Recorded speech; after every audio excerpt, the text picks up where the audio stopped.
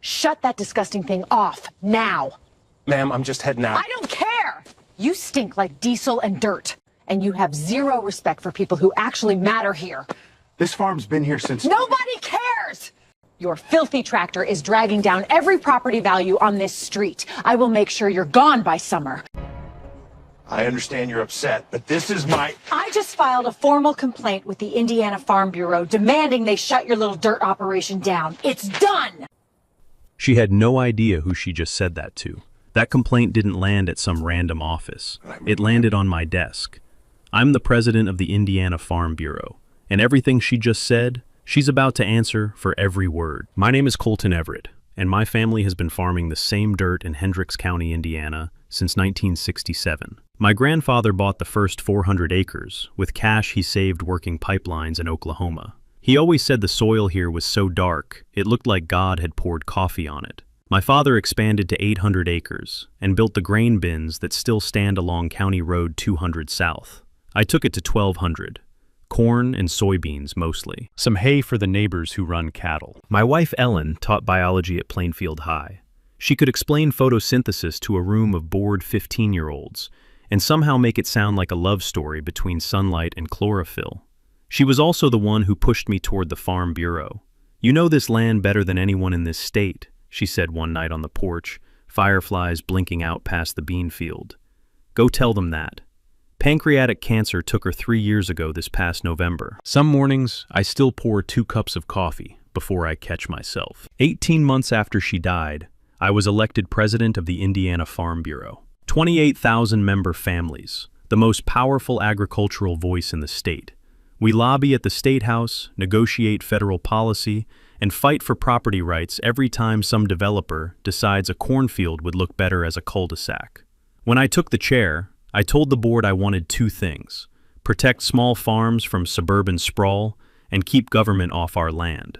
They said that sounded about right. Then, Briarfield Estates showed up like a rash that wouldn't heal. A developer named Wade Prescott bought the Henderson farm next door, 460 acres of prime bottomland. Old Bill Henderson was 81, with no children who wanted the work. Prescott paid him $2.3 million, bulldozed the barn before the ink dried, and broke ground on 127 single-family homes. The billboard on Route 36 read, "Country Living, City Convenience." Houses started at $389. The scent of fresh asphalt replaced the smell of tilled earth, so fast it made my jaw tight.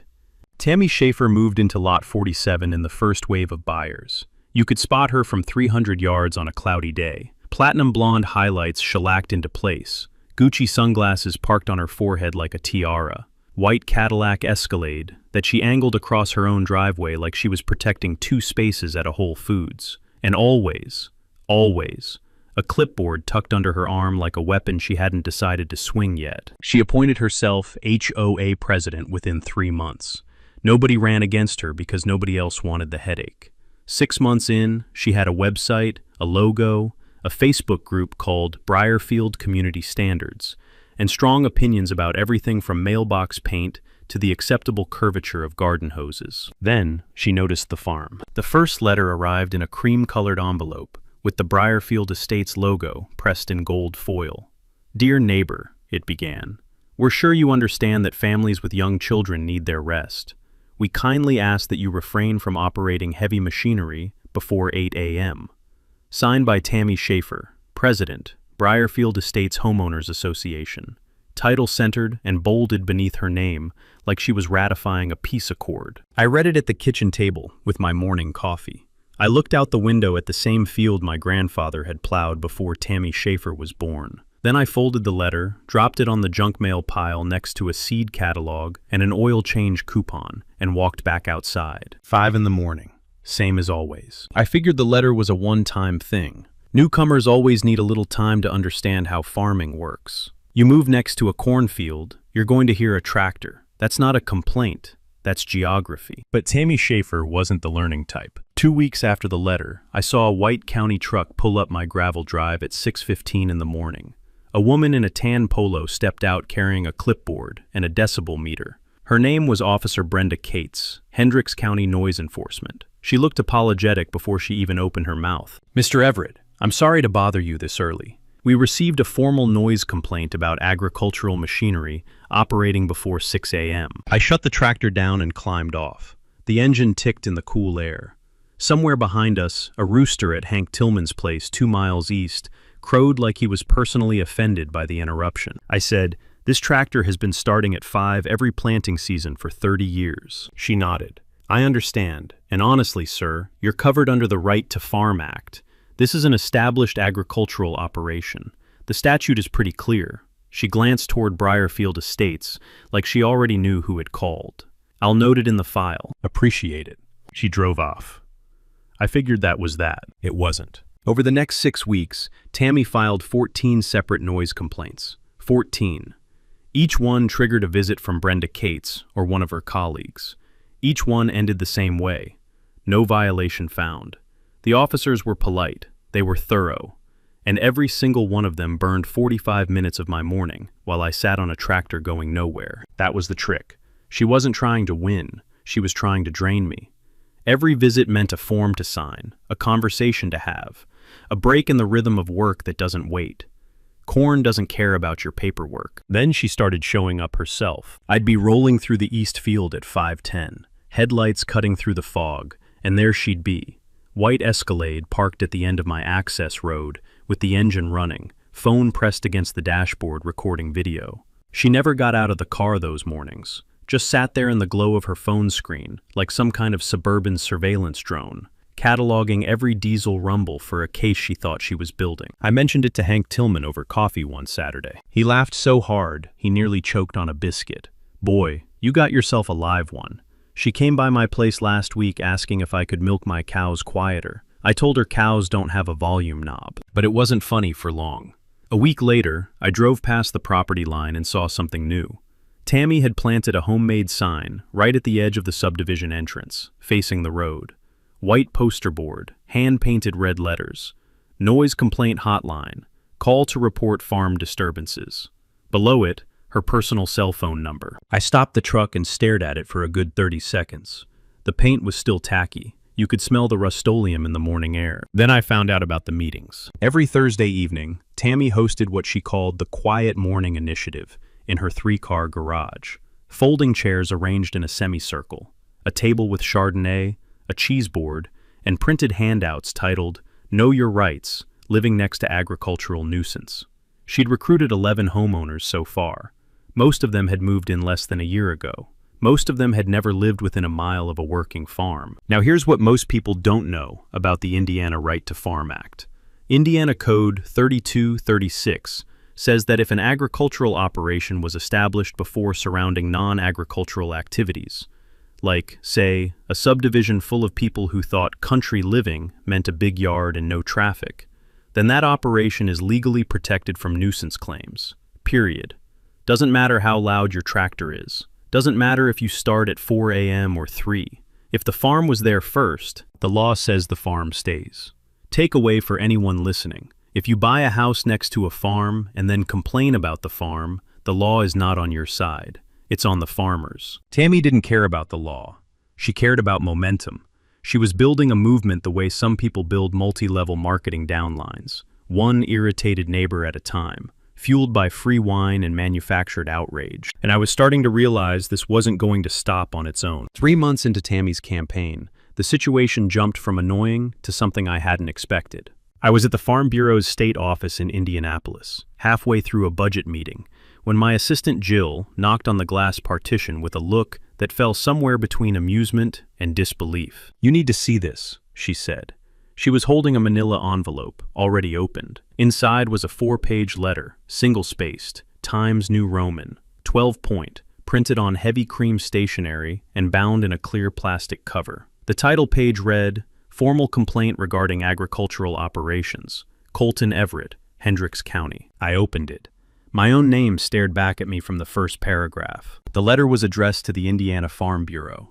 Tammy Schaefer had written, on behalf of the concerned families of Briarfield Estates, demanding that the Farm Bureau take immediate disciplinary action against one Colton Everett for, and I'm quoting, "reckless and inconsiderate agricultural practices in close proximity to a family residential community," and exposing children to hazardous diesel exhaust during critical sleep hours. She had CC'd the State Department of Agriculture, the County Health Department, and her state representative. 4 pages of grievances, formatted like she was submitting a senior thesis to a committee that would take her seriously. Jill was standing in the doorway watching my face. The fluorescent light above her buzzed at a frequency that always reminded me of a mosquito that couldn't find skin. I read the letter twice, then I folded it, set it on my desk, and smiled for the first time in weeks. She had just filed a formal complaint about the president of the organization she filed the complaint with, and she had no idea. Let me say that again, because it deserves its own moment. This woman sat down at her kitchen table, typed up a 4-page complaint demanding that the Indiana Farm Bureau punish Colton Everett, sealed it in an envelope, drove it to the post office, and mailed it to the man she was complaining about. If entitlement were a sport, Tammy Schaefer would be an Olympic gold medalist. I didn't respond. I didn't call her. I didn't send a letter on bureau letterhead explaining who I was. I just filed it in a folder labeled Schaefer, slid it into my desk drawer, and went back to the budget meeting. But something in that letter caught my attention beyond the comedy. On page 3, Tammy referenced appropriate zoning protocols and claimed that my farm should have been reclassified during the Briarfield development process. She argued the county had an obligation to transition adjacent agricultural zones into mixed residential once the subdivision was approved. That wasn't noise complaint language. That was real estate language. I pulled up the County Planning Commission's public records that evening from my home office. The screen's blue glow was the only light in the room. I could still smell the coffee Ellen used to brew in the pot behind me, even though the pot had been unplugged for 3 years. Habit is a ghost that lives in the walls. What I found made my stomach tighten. Glenn Schaefer, Tammy's husband, had visited the county planning office twice in the past month. According to the visitor log, he'd inquired about the process for reclassifying adjacent agricultural parcels for potential residential expansion. In other words, Glenn was asking how to turn my farmland into more houses. I leaned back in my chair and let that settle. This was never about noise. This was never about kids sleeping. Tammy Schaefer wasn't fighting for quiet mornings. She was fighting for square footage. If they could pressure me off my land, through complaints, through zoning changes, through sheer exhaustion, Wade Prescott could buy another 400 acres and build another subdivision. Glenn would sell the lots. Tammy would run the new HOA. They were running a play, and I was the obstacle standing between them and a second round of 389 starter homes. I closed the laptop, sat in the dark for a while. The furnace kicked on with a low hum, and the window rattled once against the frame the way it always does when the wind shifts east. Then I picked up the phone and called Hank Tillman. Hank, that woman isn't just complaining. She's trying to take my land. Long pause on the other end. I could hear his dog breathing in the background. Well, he said, then I guess it's time to stop being polite. He was right. I'd spent 3 months treating this like a neighbor problem. It wasn't a neighbor problem. It was a land grab, dressed up in a bathrobe and Gucci sunglasses. And I was done watching it happen from the tractor seat. Tammy Schaefer brought her petition to the Hendricks County Commissioners meeting on a Tuesday evening in late April. She walked through the double doors of the county building like she was entering a courtroom where she already knew the verdict. Navy blazer over a white blouse, pearl earrings, a leather portfolio so thick it could have been a doctoral thesis. Her heels clicked on the linoleum with the kind of rhythm that says, I practice this walk in my hallway. The meeting room seated 120. About 60 people showed up, half from Briarfield, the rest the usual mix of retirees and county watchers who come to every public meeting like it's Wednesday night bingo. The fluorescent lights overhead hummed at a frequency that sat right behind your teeth. Tammy had 15 minutes on the public comment agenda. She used every second. She opened with the petition. 47 signatures from Briarfield Estates homeowners. She held it up for the room to see, like Moses showing off the tablets. These families are begging for relief, she said, her voice cracking with the exact amount of emotion you rehearse in a bathroom mirror. Then came the evidence. Photographs of my tractor, taken from the road, time-stamped at 5:02 a.m. Video clips from her dashboard, shaky but loud. A printed screenshot from a phone app claiming to measure decibel levels. 78 decibels at 600 feet, she announced. That's louder than a vacuum cleaner. At 5 in the morning, in a neighborhood full of children. She paused. Let that sit. The room murmured. Then she pivoted. I have personally contacted the State Agricultural Authority and the Indiana Farm Bureau. She said the names slowly, like it gave her words institutional weight. And I can tell you, they are very concerned about Mr. Everett's operation. I was sitting in the back row. I didn't move. I didn't clear my throat. I just wrote that sentence down in my notebook, word for word, because she had just lied to a room full of people and a panel of elected officials, and I wanted the quote for later. The Farm Bureau had received her letter. It was sitting in my desk drawer. Nobody in the organization was very concerned about my operation. The only concern it generated was whether to file it under comedy or recycling. Commissioner Dale Loomis spoke first. He was a tall man with a soft chin and the nervous energy of someone who owed favors he couldn't afford to explain. Wade Prescott's Political Action Committee had funneled $40,000 into Loomis's last campaign, a fact I had confirmed through public finance records 3 days earlier. I think Mrs. Schaefer raises valid concerns, Loomis said, leaning into his microphone like the extra 2 inches made him sound more sincere. Our communities are growing. We need to explore how existing agricultural operations can coexist with modern residential development. The 2 other commissioners stayed neutral. Commissioner Briggs nodded slowly without committing to anything. Commissioner Yates stared at her water bottle like it contained an escape route. No vote was taken. But Loomis promised to explore the creation of a targeted noise ordinance for agricultural zones adjacent to new residential developments, which, translated from politician into English, meant he was going to try to write a law that punished farmers for farming near houses that were built next to farms. After the meeting, Tammy stood in the hallway, shaking hands. Loomis walked over and squeezed her elbow like they'd just closed a real estate deal, which, given everything I now suspected, they essentially had. I took a photo with my phone from across the lobby. The flash didn't go off. Neither did anything in my expression. That evening, Tammy posted on Instagram. I know because Hank's daughter showed me. The photo was Tammy at the podium, mid-gesture, with the caption, "Sometimes being a warrior mom means standing alone against a machine that doesn't care about your kids. We won't stop." The post had 137 likes, and a comments section full of fire emojis and prayer hands. In her victory celebration, she'd missed one small detail. Nothing had actually been decided. No ordinance was drafted. No vote was taken. The only thing that happened was a politician said he'd explore something, which in county government is about as binding as a New Year's resolution. But Tammy had declared victory anyway. She was popping Prosecco in her kitchen while her husband texted the developer. I could almost smell the overconfidence from 2 miles out. It smelled like expensive candles and cheap strategy. I drove home, parked the truck, and sat on my porch in the dark. The sky over the cornfield was thick with stars, and somewhere east of the property line, a screech owl called out twice and went silent. Hank called. "She's got the commissioner in her pocket. What are you going to do?" I took a sip of coffee. "I'm going to do what farmers do, Hank. I'm going to wait for the right season." The next 3 weeks, I spent every spare hour at the Hendricks County Recorder's office. The building smelled like old paper and floor wax, and the kind of quiet that makes you whisper even when nobody's watching.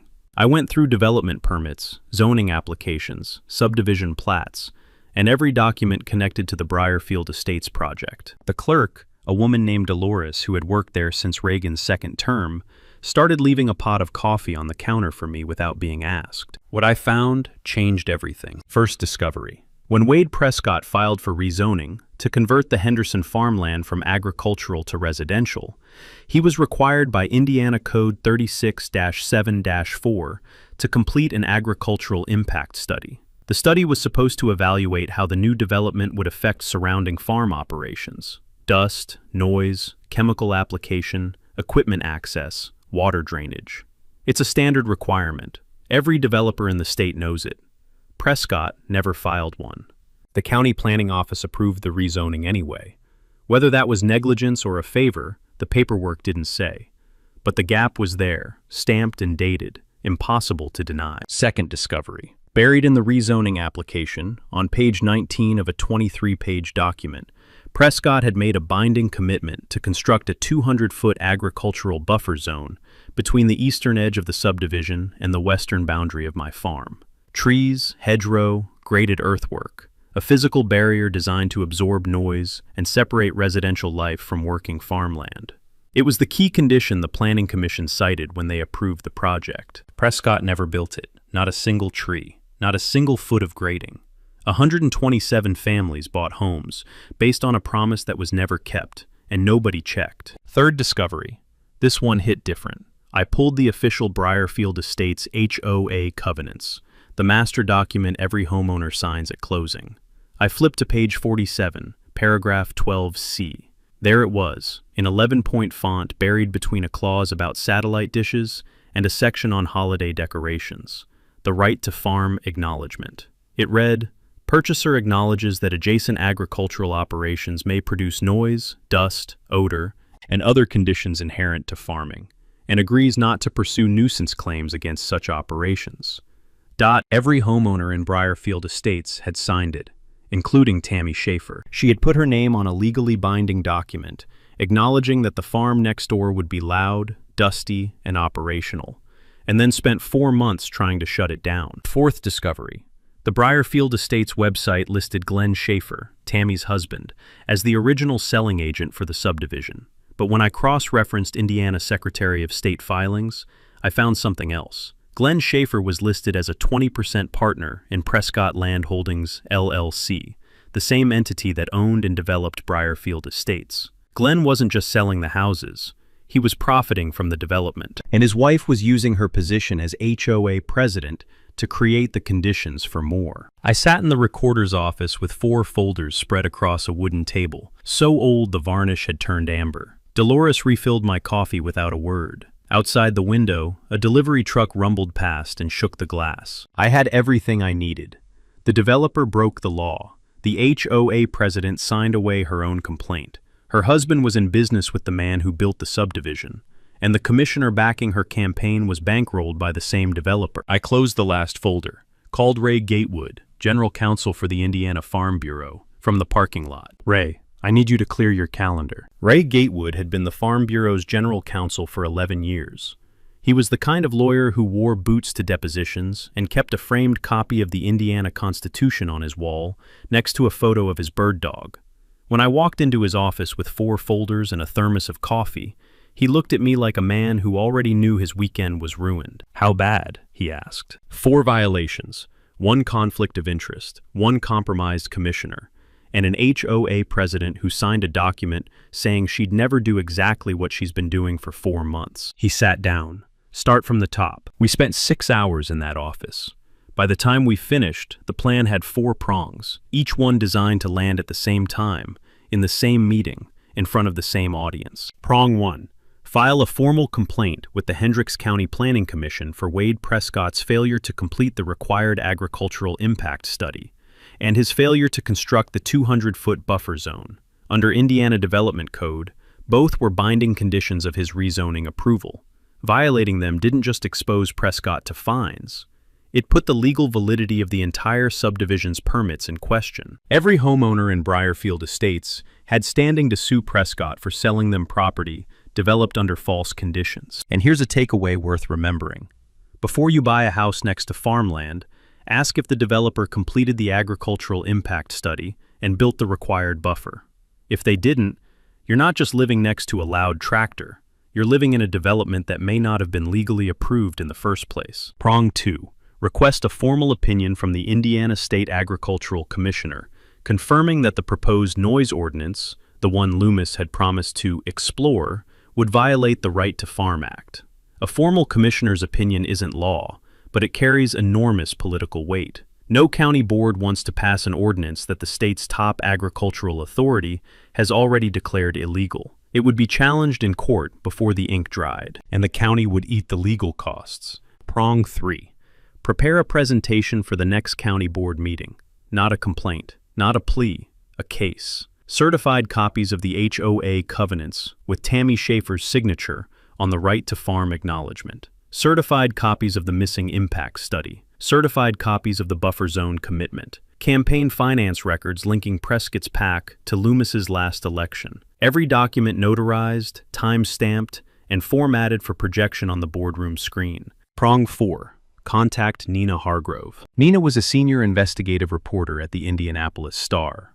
She covered land use, development corruption, and rural politics the way a surgeon works on a heart, carefully, methodically, and with zero tolerance for people who lie under oath. I'd met her 2 years ago at a Farm Bureau policy forum. She told me once that the easiest corruption to find in Indiana was in county planning offices, because nobody ever expects a reporter to read zoning documents. I called her from my truck in the Farm Bureau parking lot. The sun was going down. A flock of starlings turned overhead like a single dark thought. Nina, I've got a developer who skipped a mandated impact study, never built a required buffer zone, and has a business partner whose wife is the HOA president leading the charge against the farm next door. The county commissioner supporting her got $40,000 from the developer's PAC. Silence for 2 seconds. Then, how long do I have before the board meeting? 3 weeks. I'll make it work. I'll need copies of everything. Already made them. The next day, I started calling the county chapter presidents. 14 of them across central Indiana.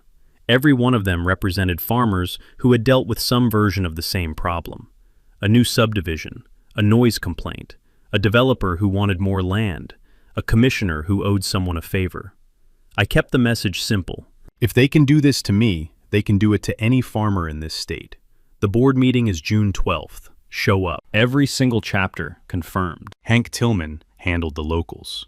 He rallied 12 farmers from within a 15-mile radius, each one with a story about Briarfield or its developer, or some other subdivision that had tried the same play. Hank called it the Tractor Caucus and printed out directions to the county building on yellow legal paper because half of them didn't trust GPS. One last thing. I drove to the edge of my property line where it bordered the subdivision and bolted a trail camera to a fence post. Legal. It was my land, my post, my camera, aimed at my own access road.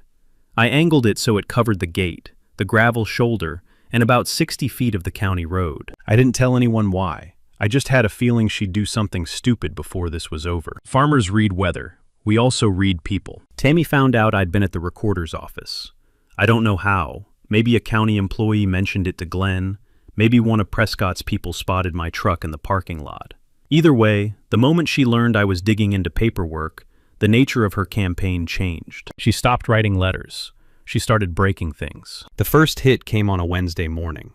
I pulled out of my driveway at 4:45 and made it a quarter mile before my headlights caught the problem. Someone had dumped 3 truckloads of construction debris across my access road. Broken cinder blocks, twisted rebar, chunks of old concrete with rusty pipes sticking out like bones from bad soil. 6 tons of it, spread so thick you couldn't get a bicycle through, let alone a grain truck. I got out and stood in the dark. The air smelled like rust and old mortar, and the kind of damp that sticks to everything. A piece of rebar pinged against a concrete slab as the pile settled, and the sound echoed off the tree line like a bell in an empty church. The trail camera footage showed 2 unmarked pickups pulling in at 2:14 a.m. No visible plates, either removed or taped over. 2 men worked 12 minutes, dumped their loads, and drove off without ever stepping fully into the frame. They knew about the camera, or at least they thought they did. What they didn't know was that I had a second camera, a smaller unit bolted to a fence post 40 yards south, aimed at a different angle. That camera caught a partial plate on the second truck. I saved the footage on 2 hard drives and a cloud backup. Deputy Keller came out, took photos, shook his head.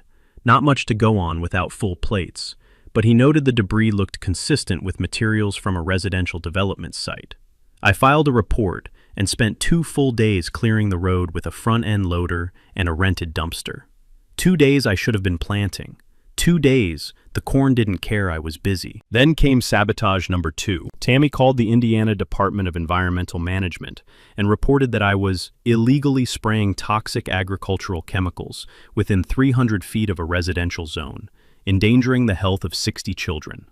The inspector, a man named Garrett Cole, who had clearly heard some creative complaints in his career, tested the soil, checked my application logs, reviewed my spray license, and confirmed I was using glyphosate at legal distances with proper wind speed documentation, everything by the book.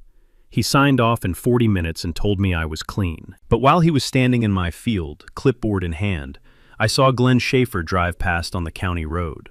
Slowly, window down, phone up, filming my farm like he was scouting a property he planned to own. I lifted my own phone and took a photo of Glenn. He didn't notice, too busy performing surveillance to check if he was being surveilled back. A week later, the flyers appeared. Bright yellow paper, bold black text, health alert, toxic chemicals being sprayed near your home, protect your family. And at the bottom, a logo, Hendricks County Department of Health, official seal, official font, official layout. Except it wasn't official.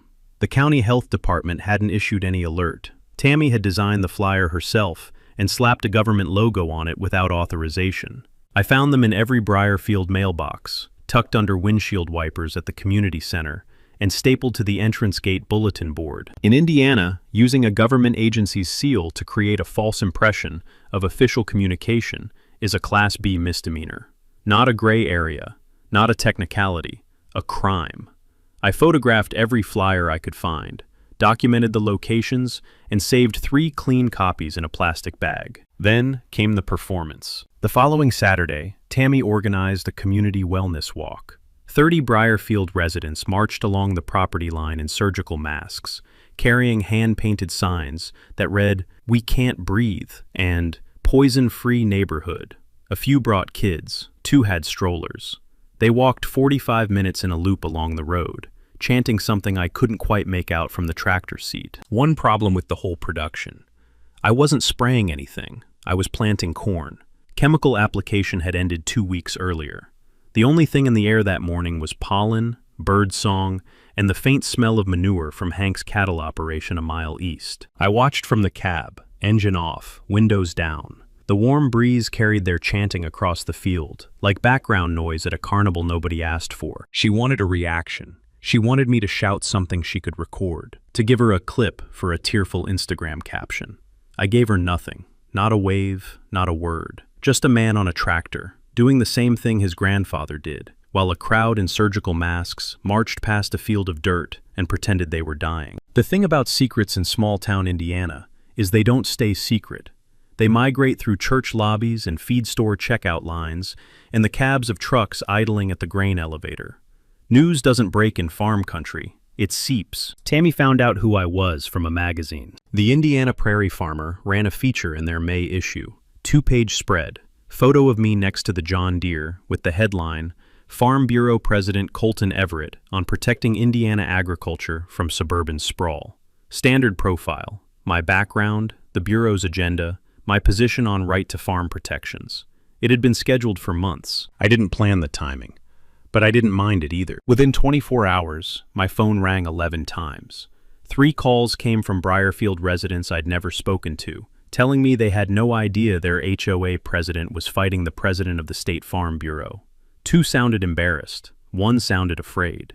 Tammy didn't call me. She called Channel 8 News. The segment aired 3 days later. Evening broadcast, 6 o'clock slot. Tammy sat in her living room, family photos on the mantle, white flowers on the end table, lighting soft as a confession booth. She leaned forward. Her voice cracked at the edges like drywall tape peeling off a wall. She dabbed at one eye with a tissue she'd been holding since before the camera turned on. I'm just a mother trying to protect my children from a powerful agricultural lobby that thinks they're above the law. They don't care about us. They don't care about our kids. The segment ran 4.5 minutes. Local mom versus big ag. One woman's fight for her family. She mentioned the noise, the chemicals, the total disregard from the county.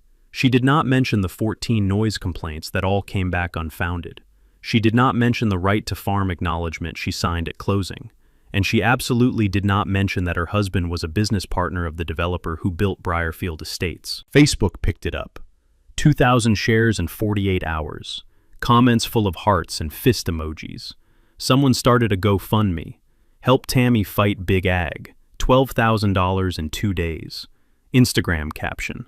Sometimes being a warrior mom means standing alone against a machine that doesn't care about your kids. In the comments section, buried beneath 300 messages of support, 3 people from Greenfield, Indiana, told a different story. One wrote, "She did the same thing to us. Moved in, took over the HOA, filed complaints against every neighbor who didn't bend. We sold our house at a loss." Another, "Google Tammy Schaefer plus Hancock County HOA. This isn't her first time." Third, "She had my fence removed while I was at work. said it violated setback rules. It didn't. I screenshot all 3 comments before they were deleted, which happened within an hour. Meanwhile, Tammy went straight to Commissioner Loomis and demanded he fast-track the noise ordinance. Special session vote before the regular board meeting. Before I could organize any kind of response, Loomis agreed.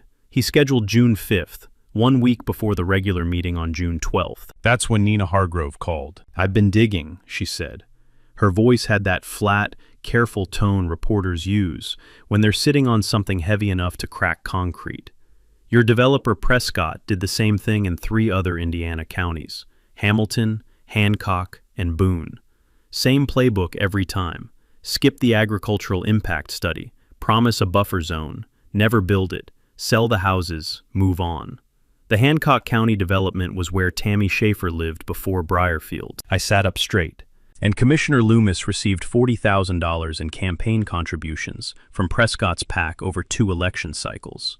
22,000 of that came in the 6 months before the Briarfield rezoning vote. Through the window, the first fireflies of June blinked over the bean field, same as they always did when the air turned warm and the evening smelled like cut clover. "I need 1 more week," Nina said. "Can you hold? The board meeting's June 12th. The special session is June 5th. Can you be ready before the 5th? I'll be sitting in the front row." I hung up, watched the fireflies, thought about Ellen, and how she always said the best thing about farming was that the land never lies to you. People lie, institutions lie, paperwork lies. The soil never does. Tammy had built her whole campaign on lies, about the noise, the chemicals, the Farm Bureau, her own signature. She'd manufactured a media moment and raised $12,000 on the back of it, but she'd left a trail. 3 counties, 3 developments, 3 broken promises, and a reporter with a front-page deadline was following every footprint she'd ever left in the mud. The Hendricks County Board meeting on June 12th started at 7 p.m. By 6:45, the parking lot was full, and people lined the hallway outside the double doors. The room held 120 seats. 280 showed up. Tammy arrived first. Navy blazer, pearl earrings, leather portfolio, Channel 8 camera crew trailing behind her. Glenn sat 2 rows back, thumbs moving on his phone. The special session on June 5th had been canceled. Nina Hargrove had called Loomis's office that morning and mentioned the Star was running a campaign finance story. Loomis discovered a scheduling conflict.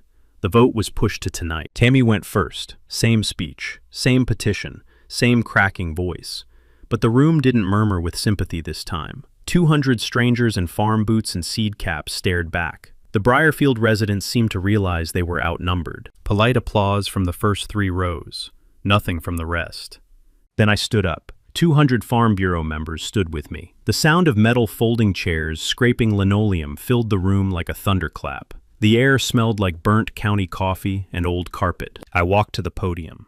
Ray Gatewood followed with a rolling cart of document binders and a projector. "My name is Colton Everett. I farm 1,200 acres on County Road 200 South. My family has worked that land since 1967. I let that settle. I'm also the president of the Indiana Farm Bureau. 28,000 member families across this state."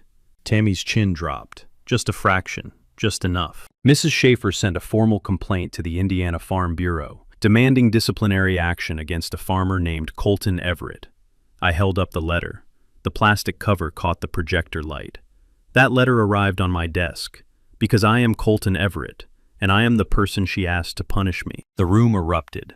Laughter, gasps, murmuring that rolled through the crowd like a wave breaking against rocks. Tammy turned in her seat. Her face went the color of skim milk. "But that letter isn't why I'm here tonight." Ray clicked the projector. Document 1, HOA Covenants, page 47, paragraph 12C. Zoom to fill the 6-foot screen behind the dais. The right to farm acknowledgement, in crisp 11-point font.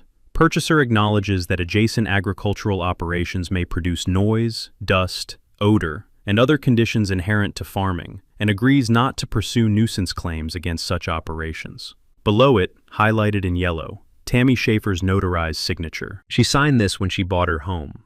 She acknowledged my farm makes noise. She agreed not to file nuisance claims.